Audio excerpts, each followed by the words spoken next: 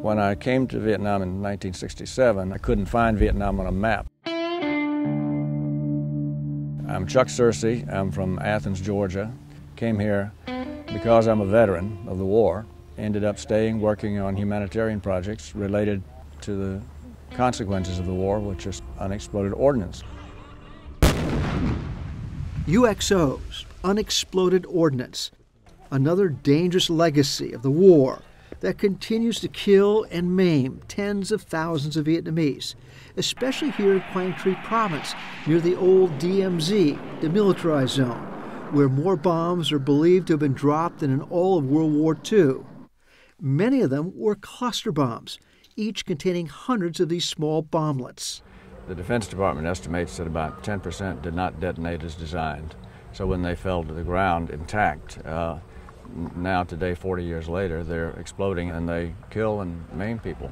A former community newspaper publisher and political consultant, Chuck Searcy's new mission and encore career involves teaching the Vietnamese how to find and safely dispose unexploded bombs, like this cluster bomb spotted by a farmer at the edge of his rice paddy, less than 50 yards from his home and children.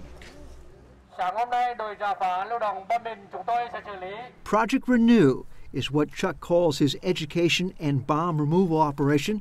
He runs with the help of Bui Trong Hong, a former North Vietnamese Army colonel. Adversaries during the war, they now work together as allies, trying to make Vietnam safe. In addition to their bomb disposal teams, Project RENEW has set up educational programs for preventing accidents and mobile prosthetic services, along with occupational programs for the unfortunate victims of UXOs. The real challenge in Vietnam is not how to clean up every bomb and mine, but how to make Vietnam safe.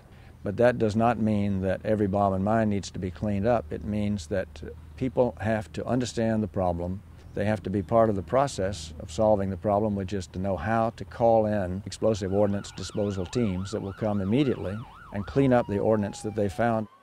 While the United States government and several veterans organizations work on meaningful ways to commemorate the 50th anniversary of the Vietnam War, there are a handful of American vets living and working here in Vietnam on cleaning up the dangerous legacies left behind from the war. I think the most appropriate, the most meaningful commemoration of the war for us Americans would be to come together to help Vietnam make this country safe from cluster munitions and other ordnance like this. Could be achieved, we could have full closure.